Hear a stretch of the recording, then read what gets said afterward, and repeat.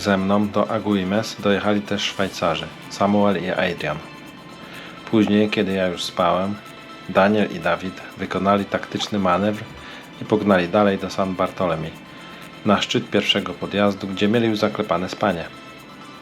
Zuzka na noc została jakieś 15 km wcześniej, a Kamila na Fuercie czekała na poranny prom. Z rana w ciemnościach dotarłem na szczyt w San Bartolomé, gdzie od razu odbiłem na południe w stronę Maspalomas, które było kolejnym celem. To tam będzie ostatnia szansa przygotować się na 2 największe podjazdy wyspy. Ale zanim dotrę do Maspalomas, czekają mnie pierwsze niespodziewane cuda tej wyspy.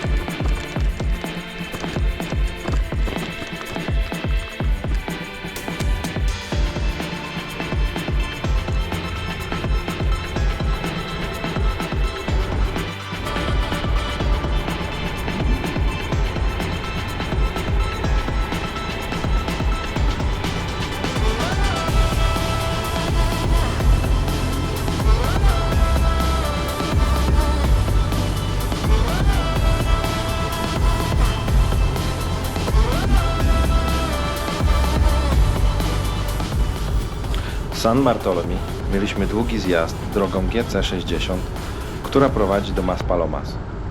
Ale w trakcie zjazdu za miasteczkiem Fataga trakt odbijał w prawo, na szutrowe drogi. Zjazd pokonywałem jeszcze w porannych ciemnościach, więc na początku nie widziałem jeszcze przestrzeni i kanionu, w którym się znajdowałem. Z każdą minutą, kiedy słońce bardziej wstawało, zdałem sobie sprawę, w jakim surowym i majestatycznym miejscu przyszło mi jechać. Po zjeździe na najbardziej południowy kraniec śladu GPS przed Maspalomas miałem zaplanowany szybki postój w sklepie, zatankowanie wody do pełnia, nasmarowanie się przed słońcem i zabranie przekąsek. Był to ostatni punkt przed katorżniczą i długą wspinaczką z powrotem do Parku de la Pilacones. Z początku po asfaltowych drogach trasa przechodziła dalej w odrudne szutry. Wiodła w kierunku miasteczka Hira i dalej do Aicata, w którego pobliżu był najwyższy szczyt naszej trasy na Gran Canaria. Podczas kilkugodzinnego podjazdu minął mnie tylko Ingo z kraju Basków, którego poznałem. Następnego dnia z chłopakami został przemianowany na pana Lampkę. W pobliżu szczytu udało mi się dogonić Daniela i Dawida, którzy zasiedzieli się na obiedzie, a ja za ciosem nieprzerwanie jechałem do przodu.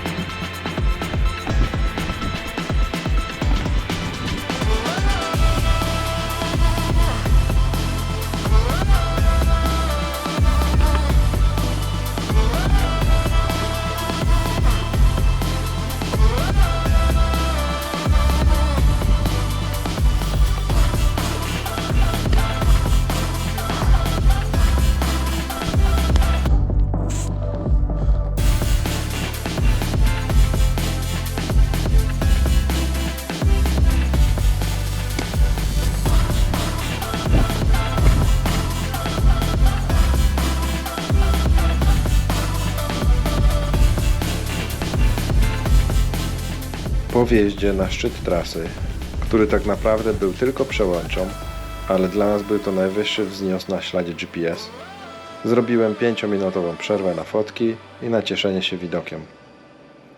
Po sprawdzeniu profilu trasy wiedziałem, że jest to jedyne 5 minut luzu, bo czekał mnie zjazd na 350 metrów, z którego z powrotem będę się wspinał na 1170. Zjazd też nie da zbytnio wytchnienia, bo droga będzie ostro stroma, asfalt popękany i wybrakowany, ostre, ślepe zakręty, za których na wąskiej drodze czasami wyjeżdżały auta lokalsów.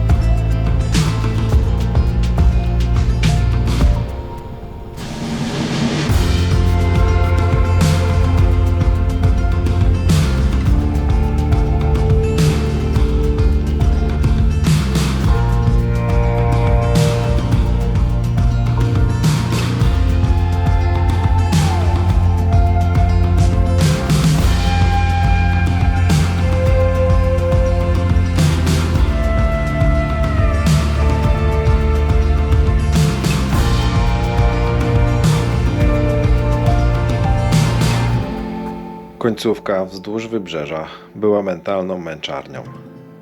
Wiesz, że jest już blisko, ale po tak górzystym terenie i całkowitym dystansie wyspy ponad 200 km, ostatnie niecałe 20 km wydają się być formalnością. Ale wijąca się droga przy klifach wzdłuż oceanu, która notabene była chyba najbardziej urokliwą, po jakiej dotąd jechałem, która co rusz podrzuca ci mniejsze lub większe podjazdy zza zakrętów, a ty myślałeś, że już koniec z górami. No może to psychicznie męczyć, szczególnie kiedy jesteś wypompowany po całym dniu.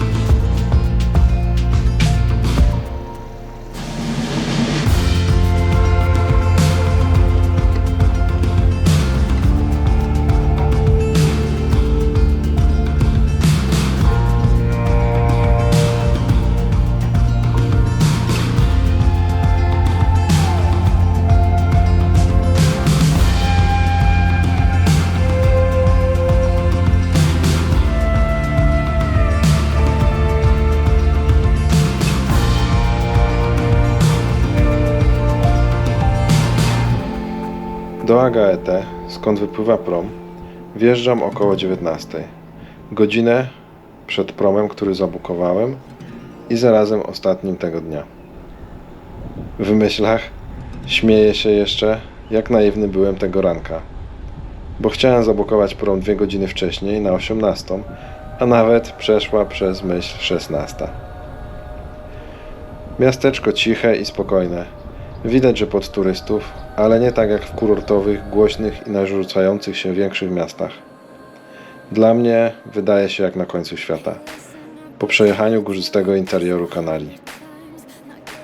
Po zjedzeniu czegoś na ciepło w jednym z lokalnych sklepów i zaopatrzeniu się na początek Teneryfy, ruszam w kierunku portu i na prom. To już zdjęcia Santa Cruz na Teneryfie, gdzie dopłynęliśmy około 21:20. Po wyjściu z portu dobraliśmy się w grupkę z podobnym planem, aby tej nocy dojechać jeszcze do San Cristobal de la Laguna. Ja spiąłem się z Dawidem i Danielem na jedną kwaterę. Do La Laguna dołączyli z nami jeszcze Szwajcarzy, Samuel i Adrian oraz Ingo, który jak grzyb trzymał się nas, bo okazało się, że pogubił swoje lampki gdzieś na Gran Canaria. A jedna, którą miał, nie działała. Tak więc w nocy utrzymywał tempo blisko nas i widział, co oświetlamy. Do tego w trakcie jazdy do La Laguny w środku nocy wydzwaniał jeszcze miejsca do spania.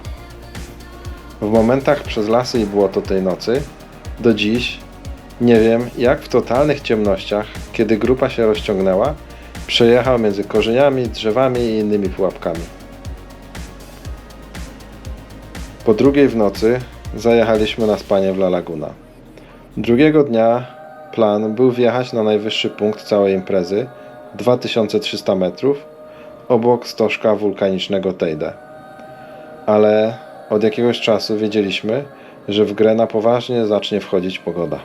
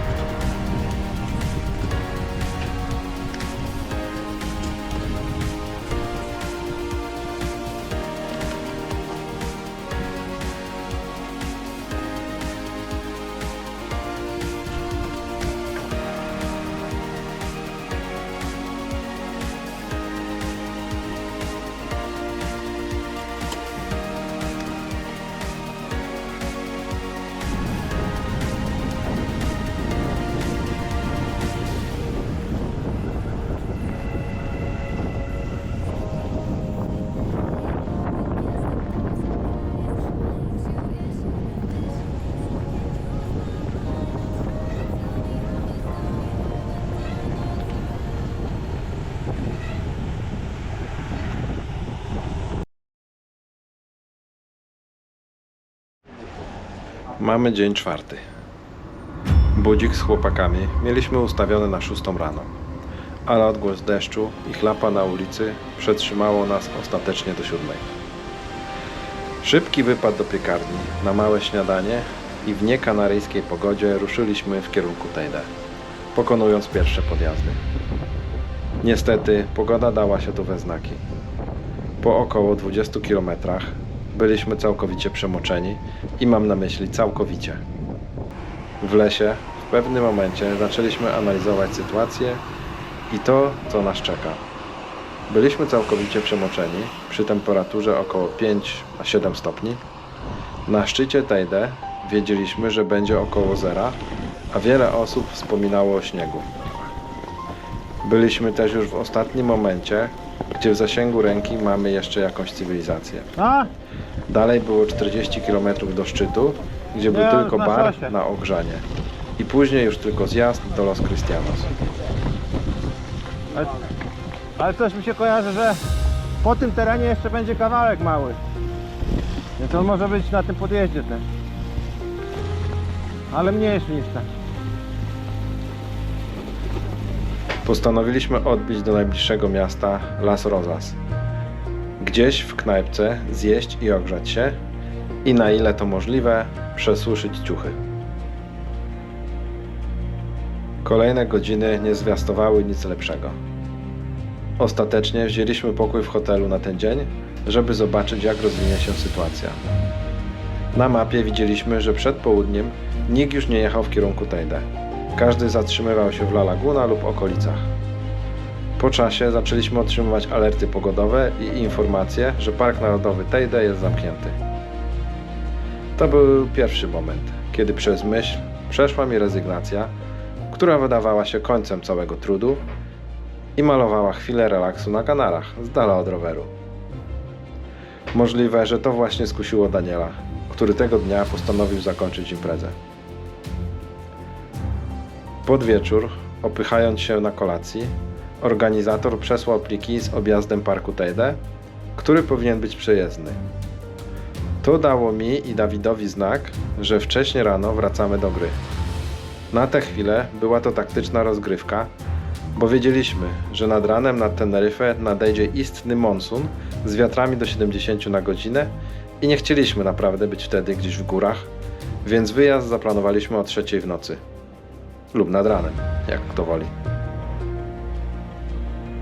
Tego dnia do La Laguny dojechała też Zuzka i na Teneryfie postawiła stopę też Kamila. Natomiast ostatnimi, którym udało się tego dnia pokonać Teide, byli Szwajcarzy, którzy wyjechali po nas tego ranka i musieli trafić na inne okienka pogodowe z deszczem. Nie znaczy to, że zdjęcie, które nam wysłali ze szczytu, wyglądało, jakby byli tam szczęśliwi. Włosi, Bella i Martino też podchodzili do Teide chyba z 3 razy i za każdym razem wracali do La Laguny. To naprawdę nie był łatwy dzień dla nikogo z nas.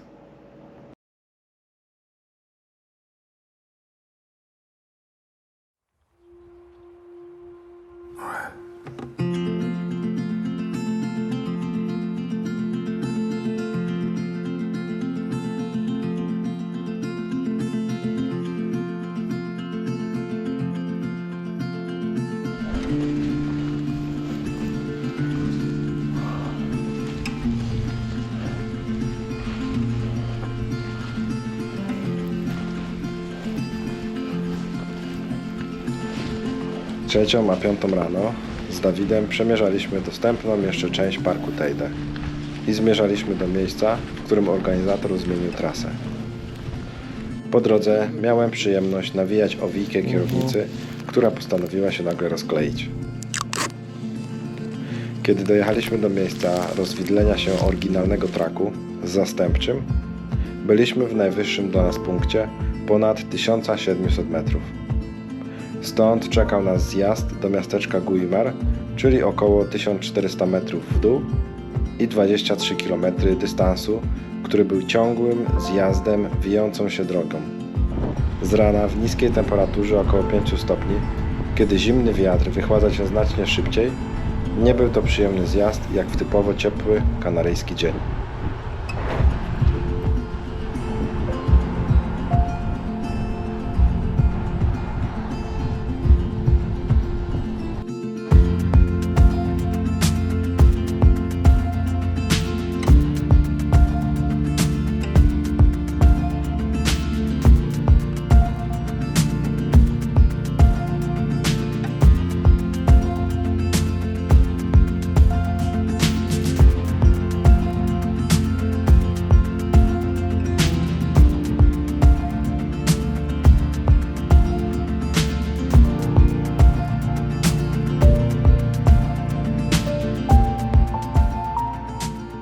Po w miarę spokojnym pogodowo poranku, kiedy słońce było już dobrą godzinę nad horyzontem, każde 10 minut pogaszało pogodę.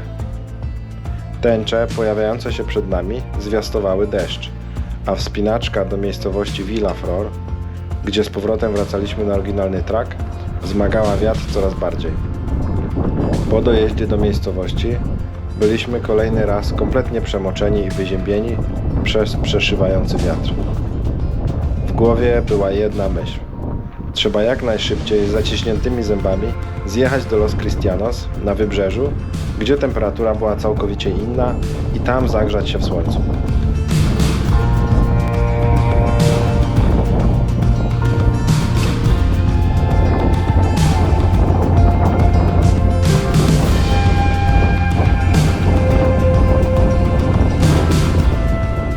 Do Villa Flora. Jakby nie było wystarczająco ciężko, poszła mi przednia przerzutka. Linka wydawała się być cała, ale manetka była jakby przez coś przyblokowywana. Na tę chwilę nie było czasu, ani zbytnio ochoty zagłębiać się w to, a do dyspozycji miałem mniejszy blat, więc na podjazdy akurat. Gorzej było przy zjazdach, bo mogłem kręcić korbą jak mały samochodzik i niewiele to dawało. Więc po prostu się turlałem w drodze do Los Cristianos. Po wyjeździe do miasta byliśmy chyba w termicznym szoku. Zimno przeszywało nas do kości, choć w mieście było zdecydowanie cieplej. Ludzie chodzili w krótkich rękawkach i spodenkach, więc tylko my wyglądaliśmy jak wyrwani z innej scenerii, poubierani w co tylko można i przemoczeni. W jednym barze udało nam się trochę zagrzać i zjeść coś ciepłego. Dalej odkryliśmy idealne miejsce dla nas. Pralnię-osuszarnię. Zamelinowaliśmy się tam na dobre 1,5 godziny. Wysuszyliśmy ciuchy i buty. Od nawiewów sami doszliśmy do normalnej temperatury. A kiedy zbliżał się czas promu, to pojawiła się typowa na to miejsce pogoda.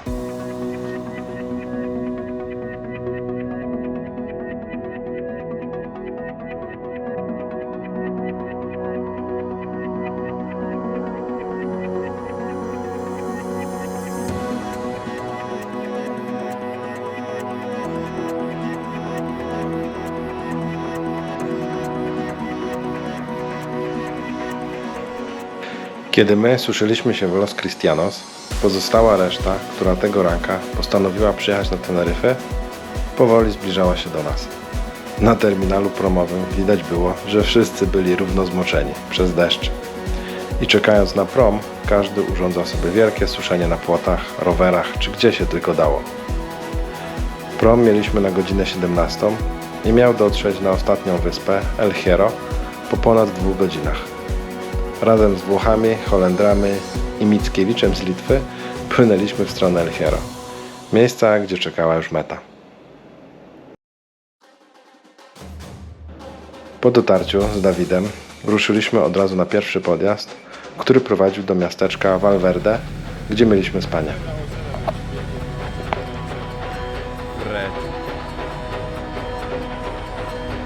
Dobra, idziemy, nie?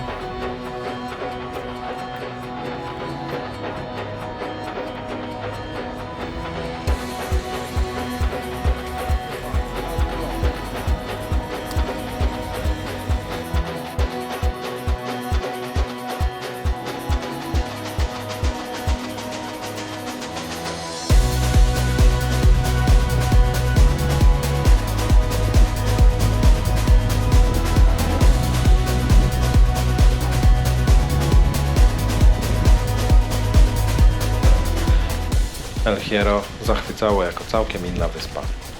W porównaniu do wcześniejszych suchych, pustynnych i skalistych wysp było zielone i bogate w roślinność.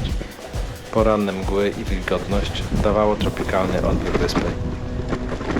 Odcinek na pierwszych kilometrach był bardzo często porównywalny do irlandzkich pól z charakterystycznymi kamiennymi murkami. Dalej wyspa nie oszczędzała.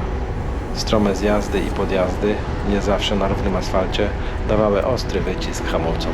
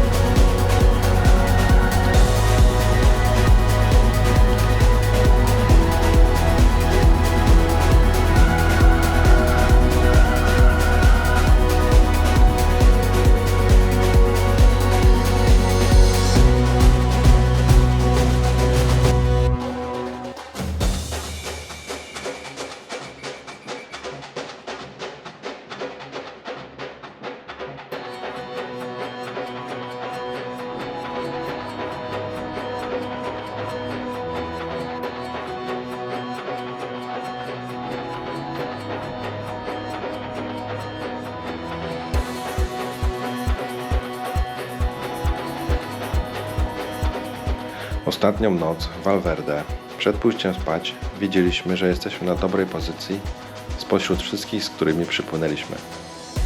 My i Włosi zrobiliśmy część pierwszego podjazdu i zatrzymaliśmy się w miasteczku. Następny poranek pokazał całkiem inny obraz stawki. Na prowadzenie przez noc wskoczył Mickiewicz, który przejechał prawie połowę wyspy. Dalej Kevin i Włosi, którzy wstali dużo wcześniej.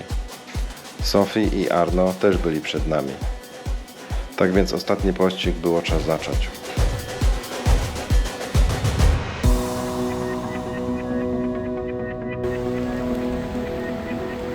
Po zjazdach z pierwszych przewyższeń była chwila oddechu na w miarę płaskim odcinku wzdłuż wybrzeża, na północno-zachodnim krańcu wyspy. Była to już niemal ostatnia granica Kanarów, najbardziej wysunięty na zachód odcinek. Dalej tylko ocean, aż do Stanów. Ten piękny i praktycznie odludny odcinek miał swój urok i podładował mentalnie baterię przed ostatnim ciągnącym się podjazdem na 1500 metrów, Pico Malpaso, który oczywiście jak należy zaczęliśmy z poziomu morza.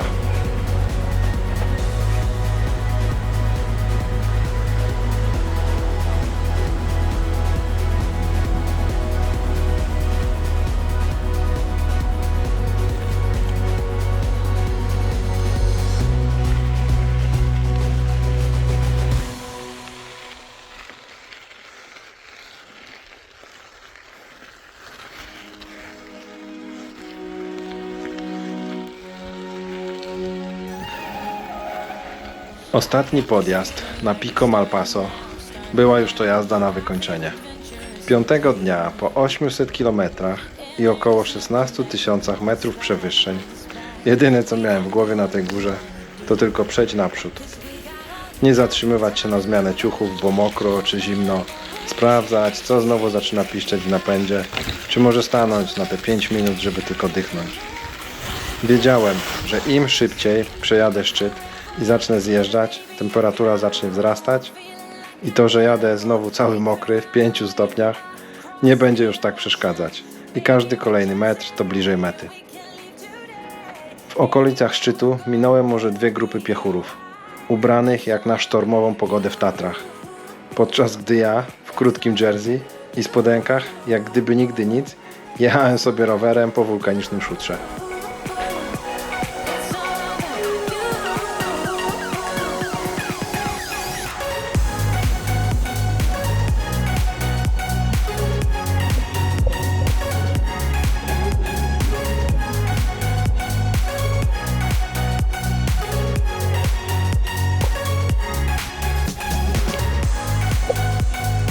Na podjeździe Dawid poszedł swoim tempem, a mnie dogoniła Sophie i Arnie. To z nimi mijałem się na zjeździe i do momentu, w którym był podliczony czas, czyli do ostatniego szczytu przed stromym zjazdem do mety. Organizator chciał uniknąć sytuacji, gdzie na tym niemal pionowym, krętym zjeździe ludzie będą dalej cisnąć, żeby się ścigać.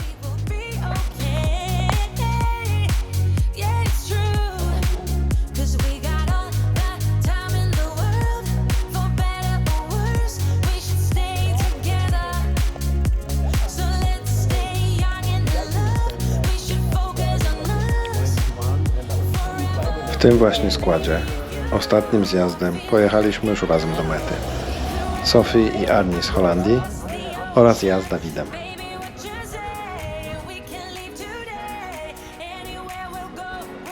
Trzeba zaznaczyć, że był to jeden ze stromszych zjazdów na całej trasie, jeżeli nie najbardziej. Sama meta znajdowała się niemalże pośrodku niczego. Kameralna plaża z ciemnym piaskiem po jednej stronie i restauracja serwująca owoce morza po drugiej. Nic więcej.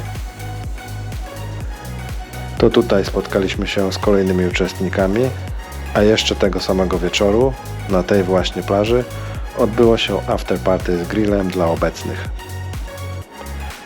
Po dojściu do siebie z Dawidem udaliśmy się na ostatnią lokację, gdzie przespaliśmy się do następnego ranka, żeby złapać powrotny prom na Teneryfę. Tam odebrać torby transportowe, spakować rowery i każdy w swoim czasie złapać samolot powrotny. Tak, Niemal niepozornie, z dnia na dzień, skończyła się pełna emocji, przygód i zwrotów akcji podróż. I got this feeling like it's starting now, starting now. I feel adventurous with you. And there is nothing that can hold us back, hold us back. We can do what we wanna do. 'Cause we got all the time in the world, for better or worse. We should stay together